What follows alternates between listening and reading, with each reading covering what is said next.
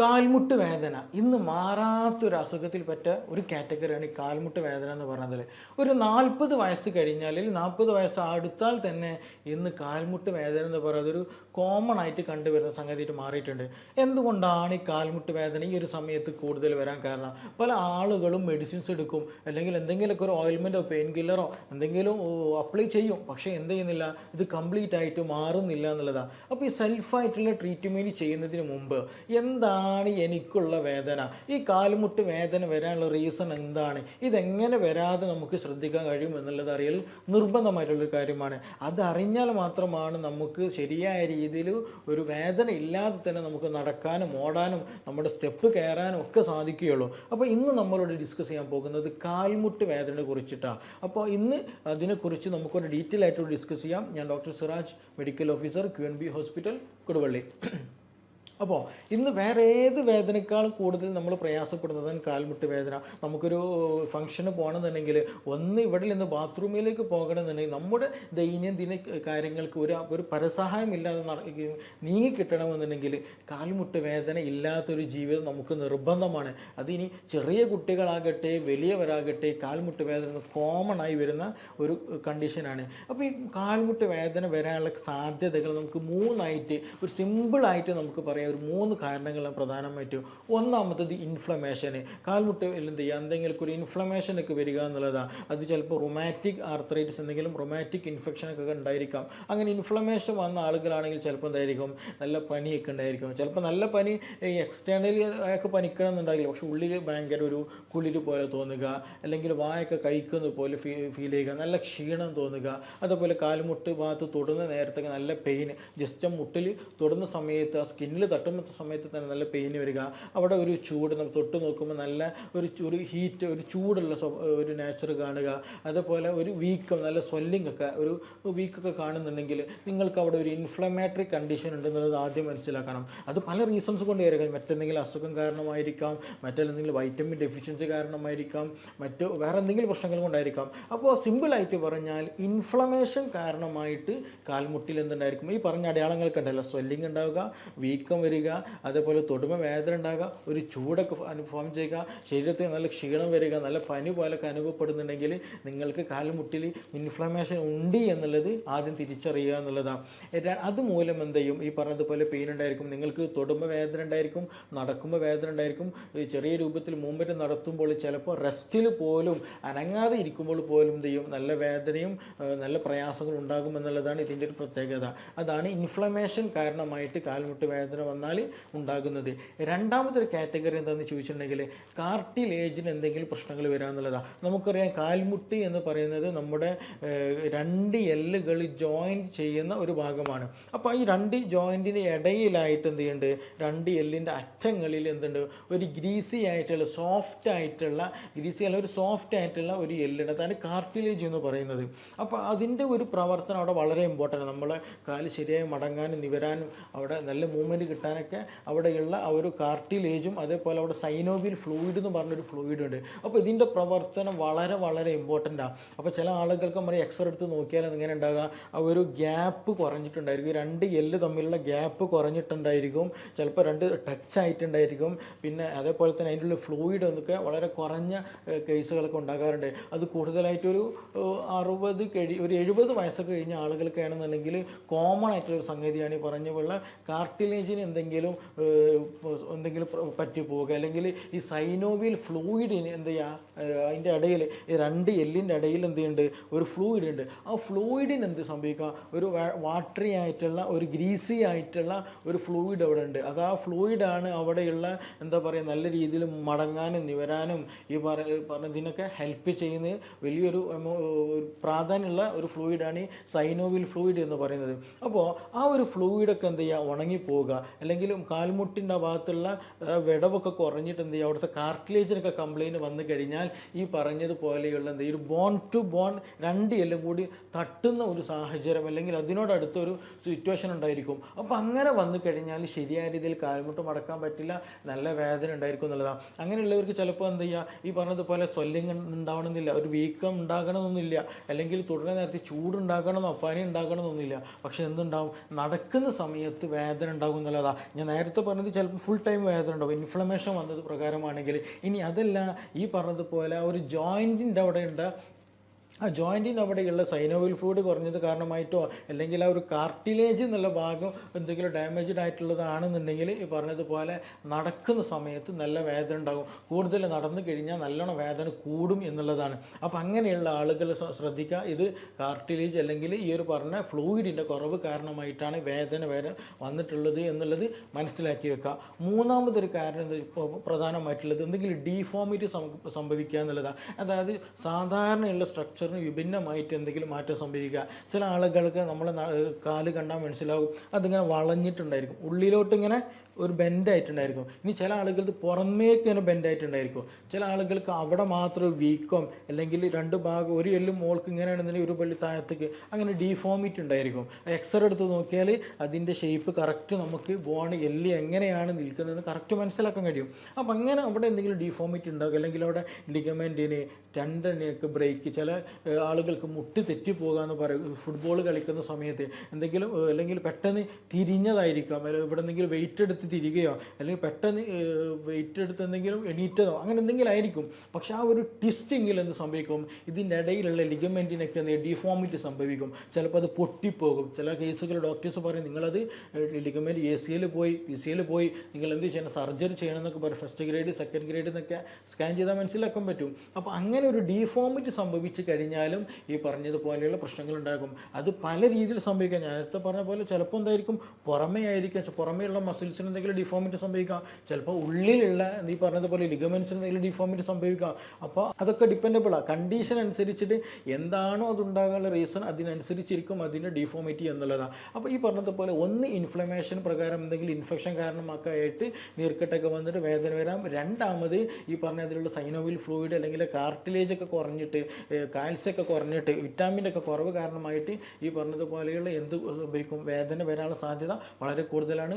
അത് മൂന്നാമതായിട്ടുള്ളത് ഈ ഏറ്റവും കൂടുതൽ യൂത്തിനുണ്ടാകുന്നത് അല്ലെങ്കിൽ ഓൾഡ് ഏജിനുണ്ടാകുന്ന ഒരു സംഗതി തന്നെയാണ് മൂന്നാമതുള്ളത്. ഈ പറഞ്ഞ പെട്ടെന്ന് എന്തെങ്കിലും ഈ ബോണിൻ്റെ അറ്റാച്ച്ഡ് ആയിട്ടുള്ള ലിഗമെൻറ്റ് മസിലൊക്കെ എന്തെങ്കിലും പ്രശ്നം വരിക, അതിൻ്റെ ഒരു അലൈൻമെൻ്റ് ഒക്കെ മാറിപ്പോവുക, അതിൻ്റെ ഉള്ളിലുള്ള ലിഗമെൻ്റ് ഒക്കെ എന്ത് ചെയ്യുക കംപ്ലയിൻസ് വരിക, ഡിഫോമിറ്റി സംഭവിക്കുക എന്നുള്ളതാണ്. ഈ മൂന്ന് കാരണമാണ് പ്രധാനമായിട്ടും ഈ ഒരു നീ പെയിൻ അല്ലെങ്കിൽ മുട്ടുവേദനയ്ക്ക് റീസൺ എന്നുള്ളത് നമ്മൾ ആദ്യം മനസ്സിലാക്കേണ്ട ഒരു സംഗതിയാണ്. അപ്പോൾ നിങ്ങൾക്ക് മുട്ടുവേദന ഉണ്ടെങ്കിൽ ഇതിൽ ഏതാണ് എൻ്റെ വേദന എന്നുള്ളത് നമ്മളത് കാറ്റഗറൈസ് ചെയ്യൽ വളരെ ഇമ്പോർട്ടൻ്റ് ആണ്.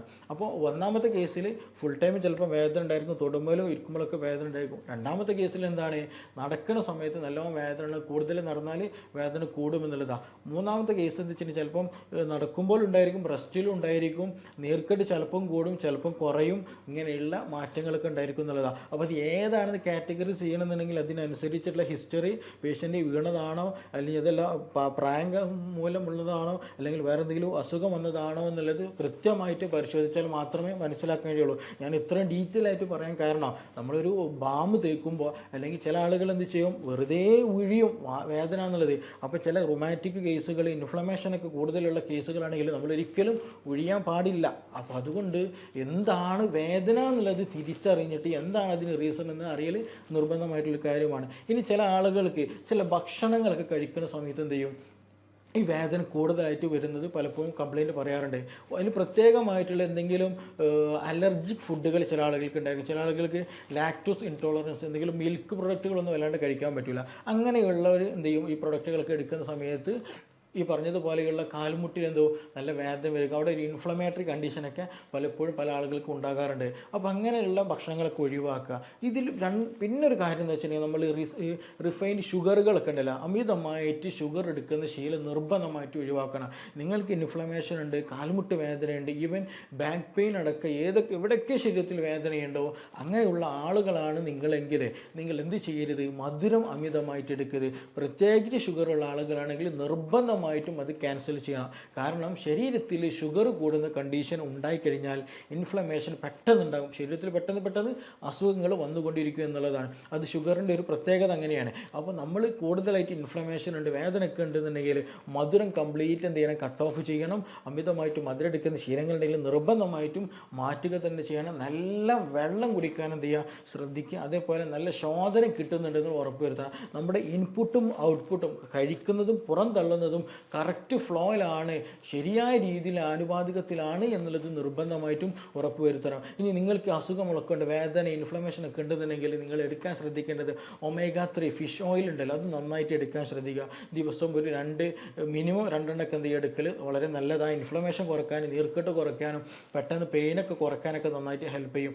രണ്ടാമത് വാൾനട്ട് പോലെയുള്ളതൊക്കെ നല്ല ഫാറ്റുകൾ, നല്ല നട്ട്സുകൾ എന്ത് ചെയ്യുക, ബദാം, പിസ്ത പോലെയുള്ളതൊക്കെ എന്ത് ചെയ്യുക നന്നായിട്ട് കഴിക്കാൻ ശ്രദ്ധിക്കുക എന്നുള്ളതാണ്. ഉപ്പ് എന്ത് ചെയ്യുക പരമാവധി കുറയ്ക്കാൻ തന്നെ ശ്രദ്ധിക്കുക. കാരണം നട്ട്സൊക്കെ കഴിക്കുമ്പോൾ ചിലപ്പോൾ ഉപ്പ് കൂടിയതുണ്ടാവും. അപ്പോൾ അമിതമായിട്ട് ഉപ്പുള്ളതൊക്കെ എന്ത് ചെയ്യുക ഒഴിവാക്കണം. അത് നിർബന്ധമായിട്ട് ശ്രദ്ധിക്കേണ്ട ഒരു കാര്യം തന്നെയാണ്. പിന്നെ അതേപോലെ തന്നെ നല്ല ഫാറ്റുള്ള നല്ല ഫിഷുകളുണ്ട്, സാൽമൺ പോലെയുള്ള നല്ല ഫിഷുകൾ, ഇറച്ചികളൊക്കെ എന്ത് ചെയ്യുക, മാംസം, പ്രോട്ടീനൊക്കെ എന്ത് ചെയ്യുക അത്യാവശ്യം നല്ല രീതിയിൽ കഴിക്കാൻ ശ്രദ്ധിക്കുക. അമിതമാക്കരുത്, പക്ഷേ ആവശ്യത്തിന് കഴിക്കാൻ ശ്രദ്ധിക്കണം. കാരണം നമ്മുടെ ബോഡിയിലുള്ള പ്രോട്ടീൻ നല്ല രീതിയിൽ മെറ്റബോളിസം നടക്കാൻ, പ്രോട്ടീൻ ഗ്രോത്ത് കൂടുതൽ ഉണ്ടാകാൻ ഹെൽപ്പ് ചെയ്യുന്ന ഒരു സംഗതിയാണ് ഈ പറഞ്ഞിട്ടുള്ള പ്രോട്ടീൻ സോസുകളൊക്കെ. അപ്പോൾ ആ സോസുകളൊക്കെ നന്നായിട്ട് നമ്മൾ ഉപയോഗപ്പെടുത്തണം. ഇറച്ചിയും മീനും മുട്ടയും അതേപോലെ തന്നെ നല്ല കൊഴുപ്പുകളായിട്ടുള്ള സാൽമൺ ഫിഷും പോലെയുള്ള നല്ല ഫിഷുകളും, അതേപോലെ വാൾനട്ട് പോലെയുള്ള, ആൽമണ്ട് പോലെയുള്ള, പിസ്ത പോലെയുള്ളതൊക്കെ കഴിക്കുക. അതേപോലെ omega-3 പോലെയുള്ളത് എന്ത് ചെയ്യുക നന്നായിട്ട് കഴിക്കാനൊക്കെ ശ്രദ്ധിക്കുക എന്നുള്ളതാണ്. അതേസമയം ഒഴിവാക്കേണ്ടത് എന്താണ്, ഞാൻ നേരത്തെ പറഞ്ഞ പോലെ ഈ ഷുഗറൊക്കെ ഉള്ള മധുരം കംപ്ലീറ്റ് ഒഴിവാക്കാൻ ശ്രദ്ധിക്കുക. എന്തെങ്കിലും അലർജൻ്റ് ആയിട്ടുള്ള ചില ആളുകൾക്ക് വീറ്റ് അലർജി ഉണ്ടായിരിക്കും, ഈ ഗ്ലൂട്ടൻ്റെ അലർജി പ്രശ്നമുള്ളത് കൊണ്ട്. അപ്പോൾ വീറ്റുള്ള മൈദ പോലെയുള്ളതൊക്കെ എന്ത് ചെയ്യുക നിർബന്ധമായിട്ടും ഒഴിവാക്കാൻ ശ്രദ്ധിക്കുക. അപ്പോൾ വീറ്റ് പോലെയുള്ള അലർജിയൊക്കെ ഉണ്ടെങ്കിൽ നിർബന്ധമായിട്ട് എന്ത് ചെയ്യണം, ഗ്ലൂട്ടൻ അലർജി ഉള്ളത് അതൊക്കെ മൈദ ഇതൊക്കെ എന്ത് ചെയ്യുക പൊടികളൊക്കെ ഒഴിവാക്കാൻ ശ്രദ്ധിക്കുക. അതേസമയം ഭക്ഷണത്തിൽ എന്ത് ചെയ്യുക ബെറീസൊക്കെ നന്നായിട്ട് കൂട്ടുക, അതേപോലെ ലീഫി വെജിറ്റബിൾസുകൾ നന്നായിട്ട് കൂട്ടുക, omega-3 നന്നായിട്ട് കൂട്ടുക. അതേപോലെ ടെർമറിക്ക് നല്ലൊരു സംഗതിയാണ് ഇൻഫ്ലമേഷൻ കുറയ്ക്കാൻ. കുർക്കുമിന് നല്ല കെമിക്കൽ അടങ്ങിയത് കൊണ്ട് തന്നെ ടെർമറിക്ക്, മഞ്ഞളൊക്കെ എന്ത് ചെയ്യാന്ന് ഭക്ഷണത്തിൽ ഉൾപ്പെടുത്തുക. വെളുത്തുള്ളി നല്ലൊരു കോമ്പൗണ്ടാണ്, അത് ഉൾപ്പെടുത്തുക. അതേപോലെ ജിഞ്ചർ, ഇഞ്ചി ഉണ്ടല്ലോ, ഇഞ്ചിയും ഇതൊക്കെ എന്ത് ചെയ്യും നല്ല ഒരു ആൻറ്റി ഓക്സിഡൻ്റ് കാര്യങ്ങളുമാണ്. ഈ നീർക്കെട്ട് കുറക്കാനും വേദന കുറക്കാനും എന്ത് ചെയ്യും, ഇത് നന്നായിട്ട് ഹെൽപ്പ് ചെയ്യും. ഒരു ആൻറ്റി ഇൻഫ്ലമേറ്ററി ആക്ഷൻ ഈ പറഞ്ഞ എല്ലാ കോമ്പൗണ്ട്സിനുണ്ട്. അപ്പോൾ അതൊക്കെ നന്നായിട്ട് എടുക്കാൻ ശ്രദ്ധിക്കുക എന്നുള്ളതാണ്.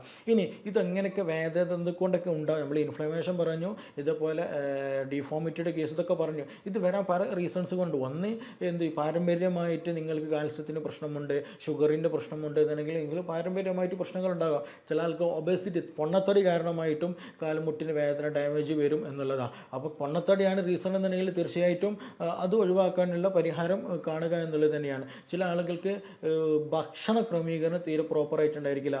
വൈറ്റമിൻ ഡി എന്ന് തീരെ ശരീരത്തിൽ ഉണ്ടാകില്ല. ഇന്ന് വരുന്ന ക്ലിനിക്കിൽ വരുന്ന കേസുകളിൽ നമ്മൾ വീട്ടിലുള്ള ആളുകളുടെ വൈറ്റമിൻ ഡി എടുത്ത് നോക്കിയാൽ തന്നെ ബിലോ ആയിട്ടുണ്ട് ഉള്ളത്, ബിലോ ആവറേജ് ആണ് ഓൾമോസ്റ്റ് എല്ലാ ആളുകൾക്കും കണ്ടുവരുന്നത്. അപ്പോൾ വൈറ്റമിൻ ഡി, വൈറ്റമിൻ സിയും വൈറ്റമിൻ ഇയും എല്ലാ വൈറ്റമിനും, വൈറ്റമിൻ B12 ഒക്കെ എസ്പെഷ്യലി നോർമൽ ആണ് എന്നുള്ളത് നിർബന്ധമായിട്ട് ഉറപ്പുവരുത്തണം. അപ്പോൾ നമ്മുടെ ഭക്ഷണത്തിലൊക്കെ എന്ത് വേണം, പച്ചക്കറികളും ഫ്രൂട്ട്സുകളും, ഞാൻ നേരത്തെ പറഞ്ഞ ആൻറ്റി ഓക്സിഡൻസും ബെറീസും ആൽമോണ്ട്സും നല്ല ഫിഷുകളും ഫാറ്റുകളും ഒക്കെ ഉൾപ്പെടുത്തിയുള്ള വേണം. മധുരം എന്ത് ചെയ്യണം പൂർണ്ണമായിട്ടും ഒഴിവാക്കുന്ന ചുറ്റുപാട് വേണം എന്നുള്ളതാണ്. പിന്നെ ഇത് വേദന വരാനുള്ള റീസൺ എന്താ വെച്ചാൽ സെഡൻറ്ററി ലൈഫാണ്. നമ്മൾ വീട്ടിൽ എന്ത് ചെയ്യും, അടങ്ങി ഒതുങ്ങി നിൽക്കും, എക്സസൈസ് ചെയ്യൂല, നമ്മുടെ ജോയിൻറ്റ് മൂവ് ചെയ്യൂല, അവിടെ സർക്കുലേഷൻ നന്നായിട്ട് നടക്കൂല. ഞാൻ നേരത്തെ പറഞ്ഞ സൈനോവിൽ ഫ്ലൂയിഡ് ഒന്നും ശരിക്കും എന്ത് ചെയ്യില്ല, അവിടെ ഇൻ ആൻഡ് ഔട്ട് ശരിക്കും കിട്ടൂല. അല്ലെങ്കിൽ ശരീരത്തിന് അവിടെ വേണ്ട കാൽസ്യം, മാഗ്നീഷ്യം, സെലീനിയം ഇതൊന്നും കിട്ടൂല എന്നുള്ളതാണ്. അപ്പോൾ അങ്ങനെയൊക്കെ വന്നു കഴിഞ്ഞാൽ എന്ത് സംഭവിക്കും, സർക്കുലേഷൻ ഇല്ലാതെ ഒരു സെഡൻറ്ററി ലൈഫ്, ഒരു എക്സസൈസ് ഒന്നും ചെയ്യാതെ ജീവിക്കുന്ന ഒരു ജീവിത ശൈലിയാണെന്നുണ്ടെങ്കിൽ സ്വാഭാവികമായിട്ടുള്ള വേദന വരുമെന്നുള്ളതാണ്. അപ്പോൾ നമ്മൾ എപ്പോഴും എന്ത് ചെയ്യണം, നല്ല രീതിയിൽ എക്സസൈസ് ചെയ്യാനും കൂടെ ശ്രദ്ധിക്കണം. എക്സസൈസ് വളരെ വളരെ ഇമ്പോർട്ടൻ്റ് ആയിട്ടുള്ള കാര്യമാണ്.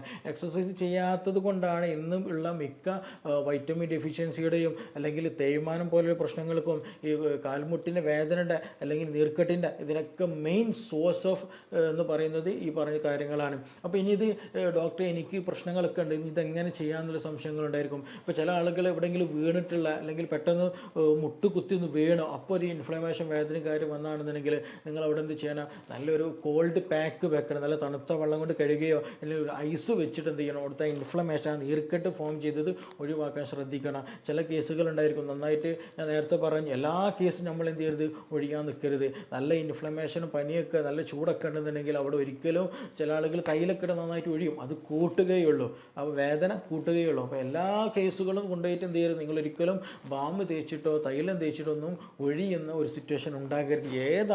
എന്താണ് നിങ്ങളെ കണ്ടീഷൻ എന്ന് നോക്കിയിട്ട് അതിനനുസരിച്ചിട്ട് മാത്രമേ ട്രീറ്റ് ചെയ്യാൻ പാടുള്ളൂ. ഇല്ലെങ്കിൽ മറ്റു പല ഡീഫോമിറ്റിയിലേക്ക്, മറ്റു പല ക്രോണിക് കണ്ടീഷനിലേക്ക് നിങ്ങളെ കാൽമുട്ട് എത്തിക്കും എന്നുള്ളതാണ്. അപ്പോൾ ആ കാര്യങ്ങൾക്ക് നിർബന്ധമായിട്ട് ശ്രദ്ധിക്കണം.